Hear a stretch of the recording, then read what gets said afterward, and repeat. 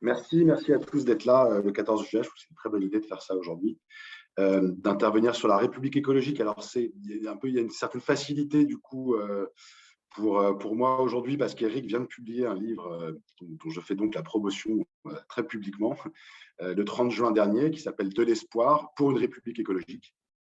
C'est un livre qu'il a voulu accessible, donc il coûte 5 euros dans toutes les librairies. Et donc, je vous invite, pour ceux qui n'ont pas lu, à le découvrir. Je vais essayer de synthétiser en deux temps. D'abord, un peu ça, vous présenter sa pensée politique sur la question de la République écologique et puis ensuite les mesures phares qu'il veut défendre dans cette campagne primaire. Donc, la République écologique, c'est avant tout pour lui, c'est un nouvel imaginaire, c'est une nouvelle vision. Et c'est le seul projet politique qui peut redonner de la puissance aux citoyens et aux politiques, parce qu'il porte de l'espoir. Pour lui, l'espoir, c'est une notion essentielle face à la République écologique, pour la République écologique, parce qu'il ne pense pas qu'on puisse construire cette nouvelle République écologique sur la peur. On est tous bien conscients du sentiment d'urgence que créent les conditions dans lesquelles nous vivons aujourd'hui, les inégalités sociales, les questions environnementales. Mais ça ne doit pas être le moteur pour changer. Il faut construire un désir positif pour une République écologique. Et pour ça, il le construit sur trois grandes questions qui sont des questions de lien. Il faut que la République écologique interroge et réinvente l'opposition nature-culture. Il faut sortir de la relation maître et possesseur. Il faut revendiquer de sortir de la crise de la sensibilité, comme le décrit bien Baptiste Morisot. C'est un des penseurs dont Éric s'inspire beaucoup, donc je le cite. Deuxièmement, il faut repenser le lien entre l'individuel et le collectif et redonner du sens au concept d'intérêt général. Et ça sera bien un des objectifs de la République écologique. Et puis, la République écologique, elle doit être construite pour mettre à jour le lien entre les inégalités environnementales et sociales, pour se donner le moyen de relever ces défis, parce qu'on sait bien qu'aucun des deux défis, tant les inégalités que les questions environnementales et climatiques, ne peut être résolu si on ne lit pas profondément ces deux questions. Je vous cite un autre, il échange beaucoup avec Bruno Latour. Il reprend notamment cette phrase: l'écologie politique nous fait ainsi prendre conscience du décalage profond entre le monde dans lequel on vit et le monde dont on vit. Il faut qu'on prenne conscience de l'endroit où nous habitons et la différence avec les ressources que nous exploitons pour y vivre. Et dans cette distinction, il y a bien ce lien environnement et justice sociale. La République écologique, elle a pour objectif de sortir du néolibéralisme, de sortir de la religion du PIB, de sortir de la société de consommation dans laquelle on vit depuis maintenant 5 décennies. Ces différentes religions, elles sont à la base de ce qu'on connaît tous ici, la grande accélération, la remise en question quand même absolument inédite de l'habitabilité de la Terre, plus 1,1 degré depuis un siècle, un sentiment qui est très ancré chez Éric et chez nous tous, je pense, de tristesse profonde quand on voit l'irréversibilité de certaines évolutions, comme à la fin des glaciers, c'est un homme de montagne, Éric, ou quand on voit les inégalités qui continuent de se creuser. 1% des plus riches de la planète possèdent autant que 90% des personnes les plus pauvres. Il faut donc lier ces deux questions. Donc, pour synthétiser, la République écologique pour Éric, c'est une république basée sur le collectif, la coopération, l'intérêt général au cœur du modèle de la société et le dépassement de la crise de la sensibilité grâce à une refonte de notre rapport au vivant et à l'environnement.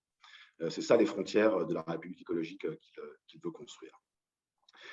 Pour y arriver, l'analyse d'Éric, c'est qu'il existe aujourd'hui une majorité culturelle en France, et on pourrait parler après de l'Europe et du monde, qui partagent ces valeurs, en fait, qui partagent cette envie. Il ne faut pas regarder les sondages pour s'imaginer ce que souhaitent les gens. Il y a aujourd'hui, parce qu'il y a depuis 30, 40, 50 ans, des militants écolos, des scientifiques qui ont révélé la réalité des absurdités dans lesquelles on vivait à cause d'une économie extractiviste, par définition insoutenable et destructrice, on le sait depuis le rapport Meadows, donc ça date quand même. Et donc toute cette histoire du militantisme écologique nous permet aujourd'hui de ne plus être dans une position de lanceur d'alerte d'utopie. Mais pour la première fois dans une élection présidentielle, d'être en mesure d'avoir la responsabilité de gagner le pouvoir. Il y a un peu de bruit, je ne sais pas. ouvrir un... Augustin, pardon, on ne t'entend pas là, excuse-moi. Oui, je disais, quelqu'un a ouvert un micro, si du coup c'est difficile de parler. Ah, Ah, pardon, voilà. voilà. Merci beaucoup, excusez-moi. Je t'en prie, continue, pas de problème. Non, là, c'est toi qui as fermé ton micro, par contre. Hop, je suis là. Donc, on est arrivé à un moment inédit de l'histoire de l'écologie politique, puisque cette république écologique, elle n'est plus juste un imaginaire, elle est un possible. Dans l'élection présidentielle qui arrive, pour la première fois, on a gagné les élections, d'abord en 2014, puis massivement en 2020, il y a eu les européennes de 2019. Bref, vous savez tout ça. Et c'est donc sur la base d'un projet qu'Éric définit comme étant radical et pragmatique. Pragmatique parce qu'on est dans une position de responsabilité d'exercer le pouvoir. Donc, il faut se préparer à ça, et c'est ce qu'il fait aujourd'hui au sein de son équipe. Et évidemment radical parce que les enjeux auxquels on est confronté, que j'ai rapidement évoqués sur les questions environnementales ou climatiques ou sur les questions sociales, appellent des réponses radicales. Et parce que seules des réponses radicales seront en mesure de fédérer aujourd'hui. Il y a une demande de la population. Il y a eu beaucoup de déceptions sur des réponses non radicales. Je n'y reviens pas, y compris une certaine partie de la gauche. Et donc, on a besoin de réponses radicales au fond et pour gagner. Donc, je vais essayer de vous présenter quelques-unes de ces propositions. Éric, on a pensé le programme qui, évidemment, se base avant tout sur le socle programmatique du pôle écolo, hein, qui est solide, qui est complet, qui va paraître, auquel on a beaucoup contribué ces derniers mois dans le cadre du travail collectif du comité de pilotage du pôle écolo, de la plateforme. Et donc, au sein de ce socle, après, lui, Éric va choisir d'apporter des priorités, des explicitations de comment on va faire pour arriver à cet objectif. Pour lui, il y a d'abord deux prérequis pour le prochain président ou présidente écolo qui arrivera au pouvoir, pour arriver à déverrouiller ce qui aujourd'hui nous empêche d'apporter les changements et de faire la transition écologique et sociale qu'on veut. Le premier objectif, et ce sera la première chose qu'il fera s'il arrive au pouvoir, parce que j'ai vu que la question a été postée, c'est qu'il faut profondément réinventer le rapport de l'exercice du pouvoir et changer les institutions. La République écologique, ce n'est pas uniquement une constitution, c'est une façon de faire de la politique, c'est un rapport aux politiques, un politique qui doit être conscient des limites de la Terre et de ses propres limites, sortir d'un mythe de la toute-puissance qui en fait ne fait qu'aboutir à l'impuissance et donc à la décrédibilisation de la parole publique et donc à l'abstention. C'est instaurer une façon sobre et humble de faire de la politique. Comme Éric le dit, il faut déviriliser l'exercice du pouvoir, mettre en place une culture collective avec une revendication très simple, c'est personne n'a toutes les solutions tout seul. Et il faut arrêter de prétendre ça ou de donner l'impression aux électeurs que c'est le cas, parce qu'ils ne peuvent qu'avoir des déceptions derrière. L'autre élément très important pour réinventer ce rapport aux politiques, c'est cette question du collectif. Le collectif, c'est un rassemblement dans l'esprit de ce qu'on porte aujourd'hui, c'est un rassemblement large de personnes, de mouvements politiques, mais aussi de ce qu'il y a en dehors des mouvements politiques, la société civile. La société civile, elle ne doit pas être juste là pour accompagner la conquête du pouvoir, comme ça a été fait par un certain nombre de candidats par le passé, mais elle doit être là pour changer en profondeur la société. On ne pourra pas faire une grande transition écolo et sociale sans les corps constitués que sont les ONG, les syndicats, les intellectuels, le monde de la culture. Il faut ce rassemblement au-delà d'un rassemblement politique large qui est aussi indispensable à la fois pour gagner, mais pour confronter et créer de la richesse politique, et derrière, de manière plus large, avec la société civile. Et c'est la condition pour arriver à vraiment changer les choses après. Alors évidemment, il faut aussi changer le cadre institutionnel. Hein. Là-dessus, beaucoup de choses ont été dites. Je pense que les paramètres de ce qu'on vient de faire, sortir du présidentialisme, hein, sont connus. La question, c'est comment on va y arriver. Éric pense que, et donc propose que la première décision du président soit de lancer un référendum pour changer la Constitution. Il n'appelle pas de ses voeux une constituante qui serait probablement trop longue. C'est un débat qu'il faut avoir, c'est une différence avec d'autres candidates et candidats. Il pense que les solutions sont connues et qu'on peut les proposer tout de suite à un référendum qui se tiendrait en même temps que les législatives. Donc on aurait immédiatement un cadre démocratique renouvelé, une nouvelle constitution, une nouvelle république écologique. Dans ce référendum, il y aura un certain nombre de questions. La première, c'est évidemment que pour que la République soit écologique, c'est qu'elle reconnaisse la gravité des problèmes environnementaux, hein. Bon, là-dessus, on proposerait donc de le mettre dans l'article 1, de revoir l'article 1, avec une proposition qui est celle, pour un certain nombre d'entre vous, vous devez sûrement connaître notre convention, notre constitution écologique, hein, ce regroupement d'associations, qui consiste à évidemment reprendre la formulation de la Convention citoyenne pour le climat, mais aller plus loin avec l'inscription du principe de non-régression et du principe des limites planétaires, qui serait vraiment à même de créer un corpus juridique qui permettrait de protéger et de faire de la jurisprudence dans ce sens-là. Une seconde réforme serait fondamentalement de faire confiance au peuple. Un des problèmes de l'exercice démocratique actuel, c'est que le pouvoir, détaché et souvent très technocratique, a peur des Françaises et des Français. Il faut changer ça, il ne faut pas avoir peur des Françaises et des Français.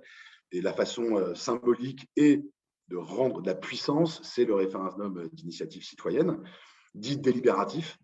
On pourra y revenir, j'imagine que vous connaissez. Donc ça, il faut le faire adopter tout de suite parce que ce sera le mode d'expression et de changement pendant le quinquennat majeur, à la fois pour des réformes constitutionnelles ou pour des réformes légales, ce qui sera un outil à disposition du peuple français. Il faut évidemment une réforme sur la représentativité à l'Assemblée nationale qui permette à la fois que les gens se réapproprient le Parlement et puis de créer des majorités d'idées et pas des majorités qui soient exclusivement liées en fait à l'élection présidentielle. Donc pour ça, il faut instaurer la proportionnelle et puis il faut changer les dates des élections pour que les législatives aient lieu en même temps que les présidentielles. Il faut enlever des pouvoirs du président. L'article 13 de la Constitution propose aujourd'hui, je rappelle que c'est quand même le président qui nomme aux emplois civils et militaires de l'État. C'est le président qui fait ça tout seul, ça ne va pas du tout. Donc il faut supprimer ça, il faut changer ça, il faut des contre-pouvoirs, il faut un pouvoir collectif pour toutes les nominations. C'est une évidence, il faut supprimer l'article 16 sur les pleins pouvoirs qui n'a aucun sens, mais qui symboliquement est quand même très important en France. Et puis, il faut une dernière réforme institutionnelle pour sortir de l'impunité. Il faut créer pleinement l'indépendance de la justice avec la séparation du parquet, la création d'une autorité judiciaire indépendante, qui là aussi a été demandée par plein de gens, mais jamais réellement réalisée. Une fois qu'on a fait ça, il y a une deuxième réforme essentielle pour prérequis, c'est de retrouver de la justice fiscale et sortir de l'impunité. Aujourd'hui, le pacte social d'une république, on le sait, hein, le pacte social d'une nation et d'une république, est beaucoup lié à la question fiscale. Ça l'a toujours été. Comment peut-on demander aux gens de faire société quand les plus démunis payent de l'impôt et les plus riches n'en payent pas? C'est évidemment impossible. Quand les petits artisans ou les entreprises de taille moyenne payent 30 ou 25% d'impôts et les multinationales n'en payent pas. À partir de là, il y a une rupture du pacte qui est fondamentale. Donc, il faut revenir là-dessus. Il faut remettre de la progressivité de l'impôt sur l'impôt sur le revenu, sur l'impôt sur les droits de mutation des successions. Il faut réinstaurer un ISF avec une part climatique et environnementale comme le propose Greenpeace. Et puis, il faut se donner les moyens de lutter contre l'évasion, contre la fraude fiscale des entreprises et des personnes physiques. Il y a des choses très simples à faire. Il faut clouer au pilori les cabinets qui aident à faire ça. Donc, il faut faire l'exemple, les condamner. Il faut donner les moyens à l'administration, à la fois en termes de personnes et de lois, pour pouvoir contrôler tout ce travail, ce qui aujourd'hui n'est pas le cas, et ce qui permettrait de massivement récupérer en plus de l'argent, en plus du symbole. À titre d'exemple, Joe Biden a proposé d'augmenter de 10 milliards de dollars le budget de l'administration fiscale aux États-Unis. Donc, on voit bien que c'est pas il y a une efficacité et il y a un enjeu de justice sociale et symbolique extrêmement fort. Une fois qu'on aura débloqué tout ça, on peut lancer la transition environnementale et sociale à laquelle on aspire. Alors là, malheureusement, je n'ai pas le temps de rentrer dans tous les détails, mais la République écologique qu'on appelle de nos voeux, elle sera juste, elle couvrira 100% de nos besoins énergétiques en renouvelables d'ici à 2050. On sortira de l'agro-industrie pour respecter notre santé, pour respecter notre terre, pour respecter la dignité animale. On a les moyens de faire ça. On rénovera les bâtiments et les transports. Les paramètres sont connus sur les besoins, sur la façon de faire, avec un État qui fixera des normes exigeantes, qui fixera de la prévisibilité pour qu'on puisse organiser les filières de formation et qui sera un État décentralisé aussi. Parce que, vu la complexité des sujets de la transition, notamment par exemple sur le bâtiment et les transports. On a besoin d'un État qui aide les collectivités locales, qui leur donne les moyens d'accompagner cette transition, ce qui n'est pas le cas aujourd'hui. Dans la plupart des cas, et ça Eric le sait bien en tant que maire de Grenoble depuis 7 ans, l'État bloque. Ça, ce n'est pas possible, donc on changera ça. On refondera la protection sociale avec évidemment des revenus solidaires pour les jeunes de moins de 25 ans, ce qui n'est pas le cas aujourd'hui, sur les minimums vieillesse aussi.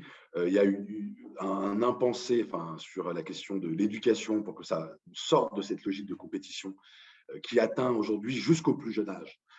Et on le voit dans les algorithmes Parcoursup ou l'algorithme du collège au lycée, mais on le voit aussi désormais dans plein de quartiers dès les classes primaires. Donc ça sera dicter une grande réforme de l'éducation nationale pour sortir de cette logique de compétition qui est destructrice. Une république évidemment d'égalité et sans violence entre les femmes et les hommes. On sait ce qu'il y a à faire en termes de moyens, en termes de symboles, en termes de paroles publiques. Beaucoup a été fait, mais c'est largement encore insuffisant. La culture et la santé sont des biens fondamentaux qui seront accessibles à toutes et à tous. Je vais conclure parce que c'est l'heure. Oui.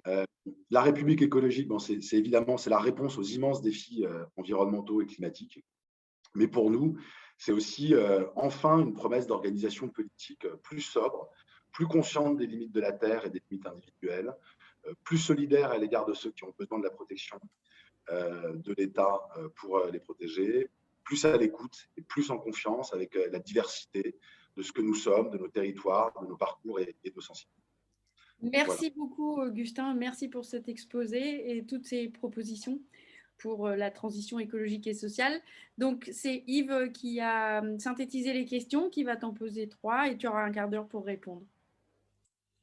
Merci, Augustin. Alors, 3 questions, évidemment, choisies là encore de manière un peu arbitraire parmi tout ce qui a été suggéré.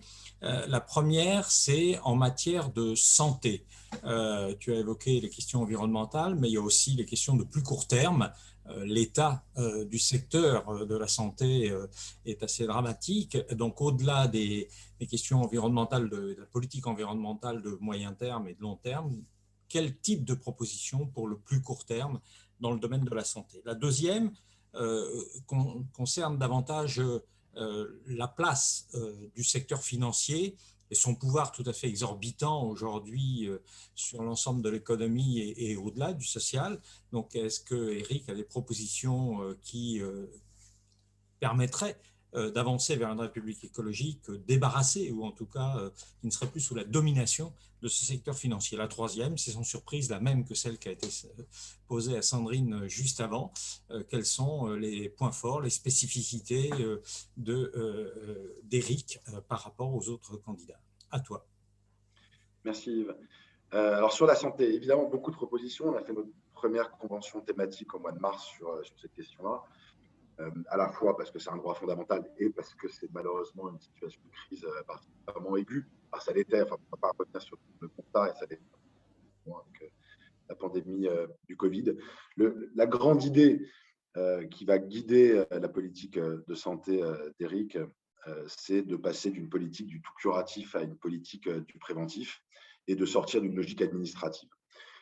Donc ça veut dire quoi? Ça veut dire qu'aujourd'hui, on sait qu'il y a un déséquilibre majeur entre le curatif et le préventif dans l'organisation des systèmes de soins, dans les objectifs des institutions de santé. Donc, il faut changer ça. On le sait de plus en plus, la question de la prévention et notamment de la santé environnementale est le défi majeur des décennies à venir. Pour la première fois quand même dans l'histoire de la mesure de l'espérance de vie, celle-ci baisse. On le voit aux États-Unis, on va commencer à le voir là chez nous. C'est quasi exclusivement à cause de problématiques de santé environnementale. Donc, il faut adresser ça. Pour ça, il faut organiser autrement le système de soins. Il faut un système plus décentralisé, il faut la démocratie sanitaire, ce qu'on n'a pas du tout. Là aussi, c'est une question de confiance. Et donc, l'autre grande idée, c'est de sortir du système de gestion administrative. On va évidemment revenir sur la question de la tarification à l'activité. Alors, ils ont annoncé qu'ils revenaient dessus, mais au fond, ils ne reviennent pas du tout dessus. Et donc, opposer à une logique administrative, une logique de confiance dans le couple patient-soignant qui doit être au cœur du système de la décision médicale. et non pas la logique de facturation administrative, ce qui est absolument aberrant.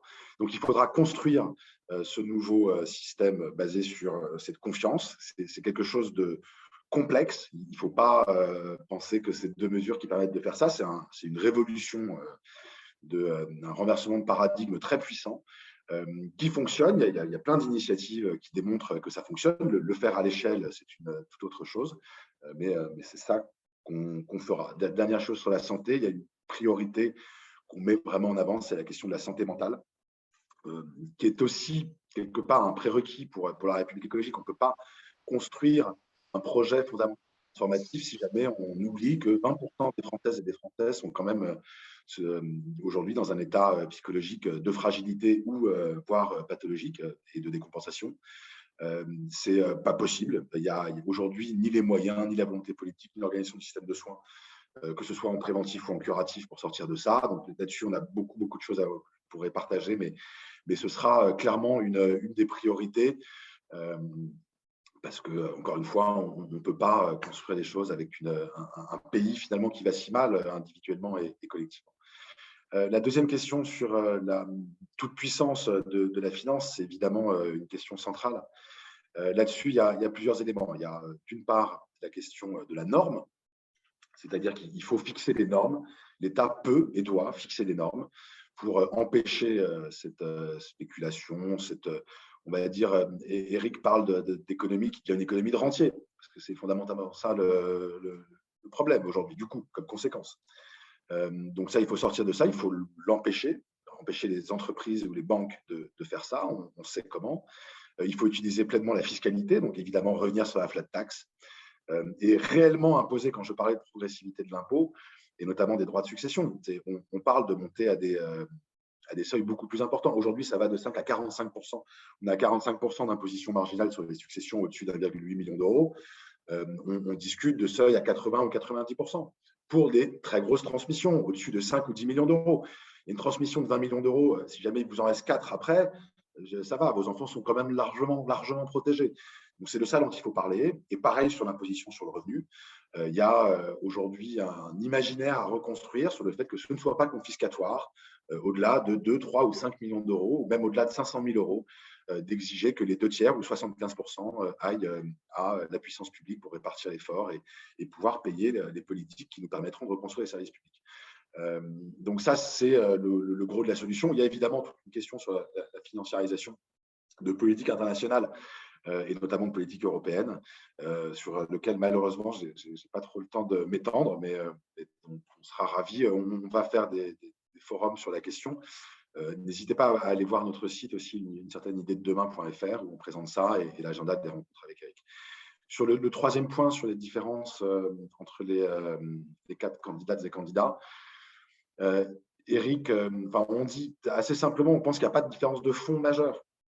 Il y a des ajustements et on pense qu'il faut qu'on le revendique très fortement parce que on est la seule famille politique en fait à avoir cette proximité idéologique.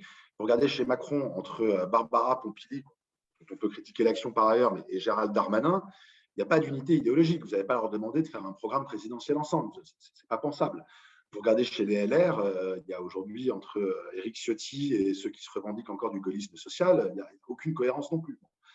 Nous, on a une famille cohérente et c'est pour ça qu'une primaire, ça ne doit pas nous faire peur, parce que pas s'écharper sur le fond. On est d'accord sur le fond. Après, je pense qu'il y a des différences tactiques. Certains sont pour s'inscrire dans la primaire populaire, je ne veux même pas les souligner finalement, les différences sont plus ou moins pour le rassemblement de la gauche ou pour une autonomisation 100%. Bon, il appartient à chacun de présenter ses options pour la victoire et pour l'établissement d'une république écolo. Mais ce sont, moi je pense, des différences très saines sur les tactiques et les stratégies politiques. Et puis, dernière chose, il y a évidemment des différences sur les profils, comme l'a très bien explicité Amandine, avec les forces qui sont celles de Sandrine. Chacun a ses forces. Delphine Batho a été ministre de la Transition écolo, donc évidemment, on apprend beaucoup de choses. Yannick Jadot a une très grande expérience des médias nationaux et c'est très utile dans une campagne.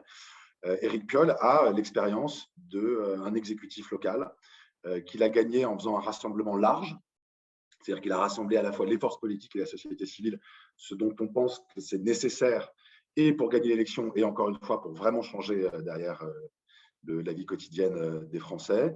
Et cette expérience large, il a su démontrer, et c'est un point, à mon avis, qui est assez important, que quand on mène cette transition de façon ouverte et en faisant ce rassemblement, eh ben, ça fait venir les gens aux élections. Il a été réélu l'année dernière au municipal, dans un contexte d'hyper forte abstention, en gagnant 30% de voix, donc en nombre de voix, par rapport aux élections de 2014.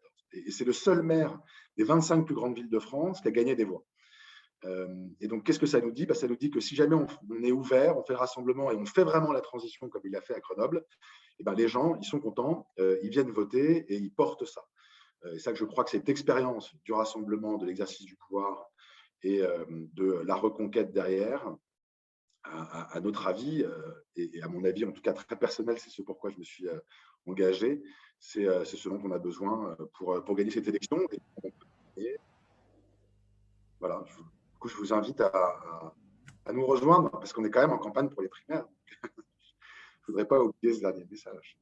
Peut-être, comme il te reste encore 2 minutes, une dernière petite question qui a été reposée plusieurs fois. Comment Éric se positionne par rapport à la primaire populaire? Très clairement, aujourd'hui, ce n'est pas la question. Il y a une décision, par ailleurs, du comité de pilotage de la primaire écolo. C'est fait partie des engagements qu'on a pris à son égard de ne pas se présenter à la primaire populaire. On pense que la primaire populaire est quelque chose d'intéressant qu'on suit. Il y a eu cette première étape, je ne sais pas si certains d'entre vous ont certainement suivi, qui a consisté à un travail sur ce qu'on a appelé le socle commun, où 15 partis politiques de gauche et les représentants de chacun des candidats ont travaillé pendant 12 semaines à écrire un programme commun, on appelait ça le socle commun, pour montrer aussi qu'il y avait des différences, mais qui n'étaient probablement pas insurmontables. Et puis maintenant, on est à cette étape ils veulent faire une primaire. La question de fond, c'est il y aura un candidat écolo à l'élection présidentielle. Ça, c'est ce coup-ci, il y en aura un, parce que c'est